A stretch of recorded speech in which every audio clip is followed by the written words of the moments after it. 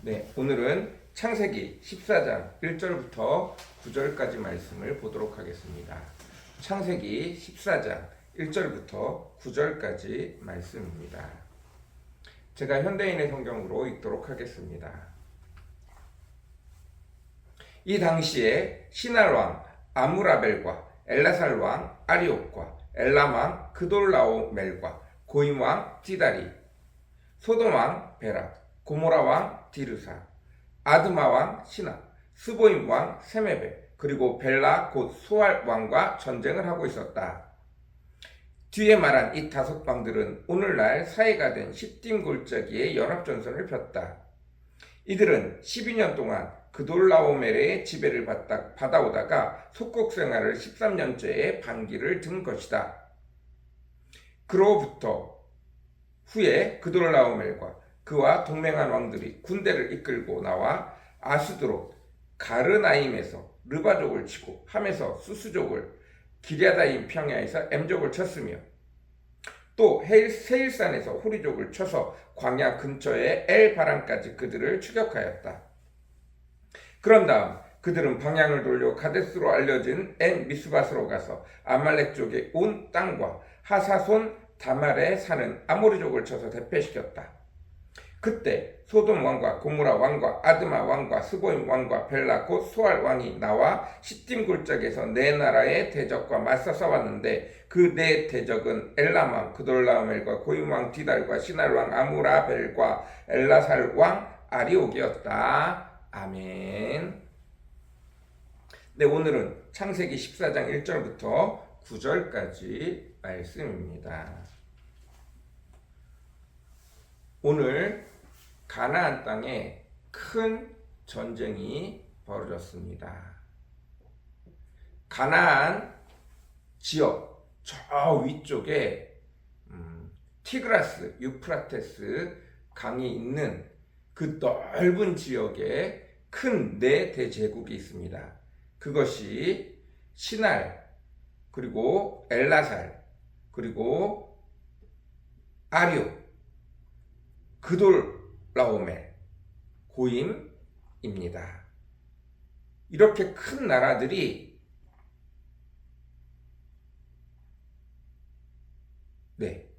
큰 나라들이 위에 있었습니다.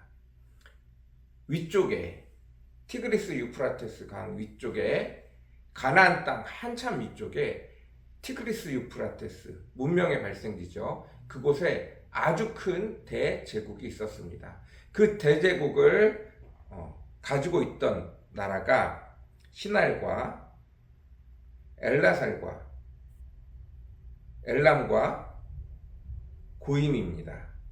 이렇게 큰 네 대제국과 오늘 그 밑에 지역에 아주 작은 나라들이 싸웁니다. 그 작은 나라 중에 아주 대표적으로 오늘 나와 있는 나라가 소돔, 고모라, 아드마, 스보임, 벨라, 곧 소알과 전쟁을 합니다. 그런데 이 소돔, 고모라, 아드마, 스보임, 벨라, 곧 소알, 이 작은 나라들은 도시국가입니다. 위에 시날이나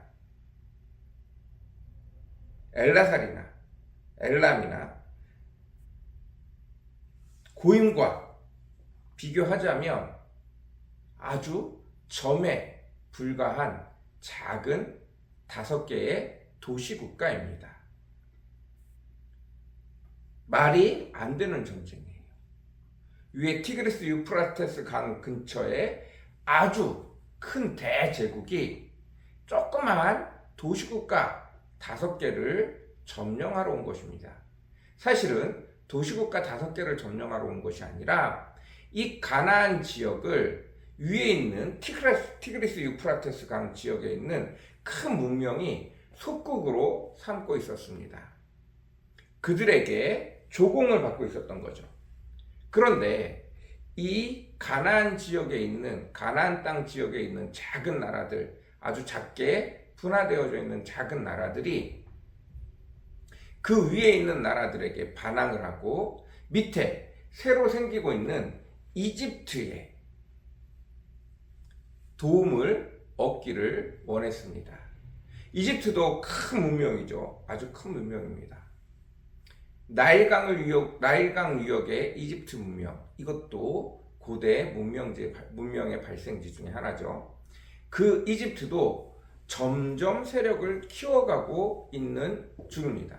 아직 이집트가 성장하지 아니하고 그때는 위에 쪽에 있는 이 티그리스 유프라테스 강 문명에 있는 큰 대제국, 4개의 대제국이 큰 힘을 발휘할 때였습니다. 그러나 이때를 기점으로 소돔과 고모라에 롯이 갔죠.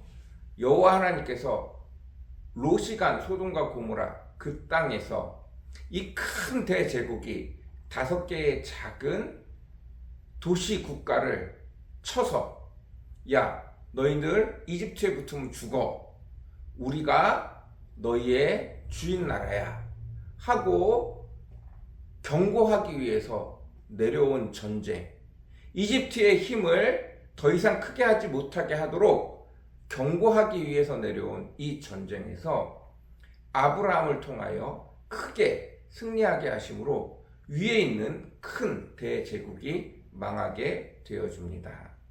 이것은 우리나라에도 있는 내용이죠. 고구려 때 수나라가 대군을 이끌고 100만 명이 넘는 대군을 이끌고 고구려 땅을 쳐들어옵니다.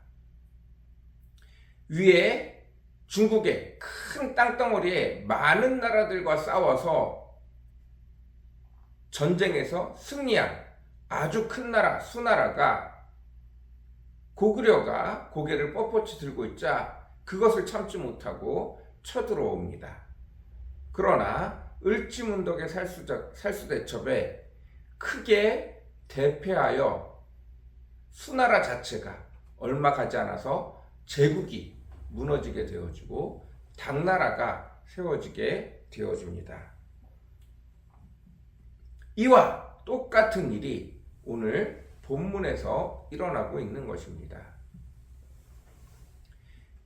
티그리스 유프라테스 그 강가의 큰 제국이 이 싸움을 통해서 무너지게 되어집니다. 그리고 어떻게 되어지냐면 이집트가 이제 세계의 패권국으로 자리 잡고 커져가는 출발점이 되어집니다. 곧 있으면 누가 태어나죠? 아브라함 족속에서 요셉이 태어납니다. 그리고 그 요셉이 한 번 더 이집트를 가장 큰 강대국으로 이끌어 갑니다. 그리고 이스라엘 백성이 70명이 건너가서 200만 명이 되도록 엄청나게 큰 숫자로 불어나도록 이집트에서 안전하게 여호와 하나님께서 그 백성을 큰 민족으로 이루고 결국 모세를 통하여 다시 가나안 땅에 들어오게 되어집니다. 이 일을 시작하신 분이 바로 여호와 하나님이십니다. 그리고 그 일의 시작은 바로 아브라함 때부터 시작하시는 것입니다. 아브라함은 이 싸움에 죽을 각오를 하고 덤벼들었습니다. 말도 안 된다고 생각을 하고 덤벼들었어요. 그러나 그 사건을 통하여 여호와 하나님께서는 앞으로 몇백 년 후에 일어날 일까지 미리 준비하게 하신 것입니다. 우리는 알지 못하는 일들이 많이 있습니다. 왜 내게 이런 일이 일어나냐고 말하는 것들이 많이 있습니다. 그리고 그 결과에 어떤 일이 일어난지도 잘 알지 못하는 것들이 많이 있습니다.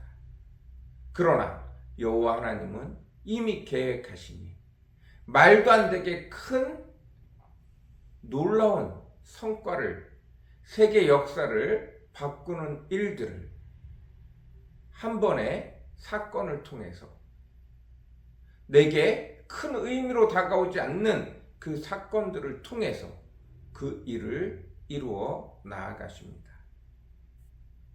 하나님의 계획은, 하나님의 일은 늘 사람의 힘을 넘어섭니다. 사람의 지혜를 넘어섭니다.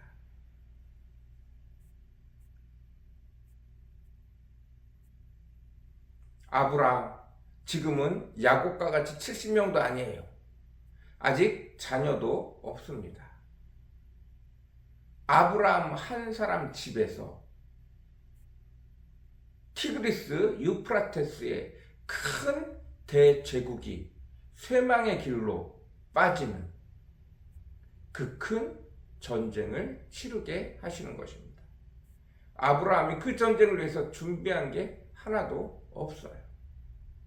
급하게 사촌 동생 롯을 구하기 위하여 달려간 그 전쟁에서 하나님은 말도 안 되는 일을 일으키신 것입니다.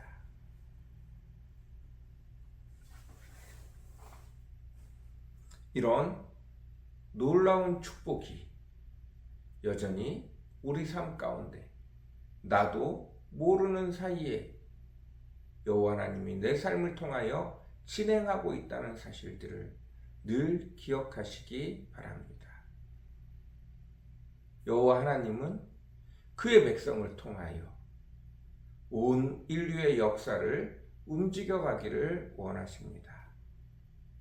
우리는 알지 못하는 사건, 내게는 의미 없어 보이는 일들이지만 그것이 하나님 앞에 하나님이 우리를 통하여 이루어 가시는 놀라운 일들임을 기억하시기 바랍니다. 오늘도 그 은혜가, 오늘도 그 축복이 저와 여러분 가운데 가득 넘치기를 간절히 사모합니다. 같이 기도하겠습니다. 사랑과 은혜가 풍성하시고 거룩하신 주님, 감사합니다. 오늘도 우리가 주의 백성 되어졌습니다.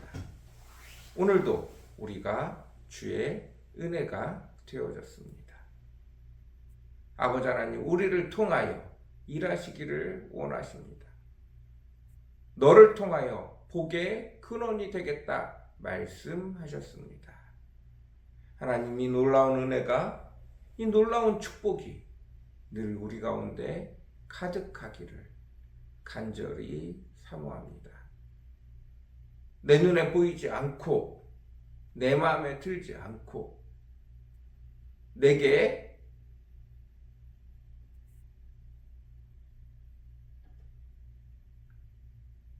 늘 시험이 찾아오고 근심이 찾아오고 불안이 찾아오지만 왜 내 생각대로 되어지지 않느냐고 말할지 모르지만 아버지, 그 길이 이미 주께서 준비하시고 예비하신 길임을 믿습니다. 여전히 주님이 인도하시는 길이라는 사실을 기억하는 저희들 되어지게 도와주옵소서. 주님, 우리를 불쌍히 여겨 주시옵소서. 주님, 오늘도 은혜 베풀어 주시옵소서. 감사합니다. 예수님의 이름으로 간절히 기도드렸습니다. 아멘.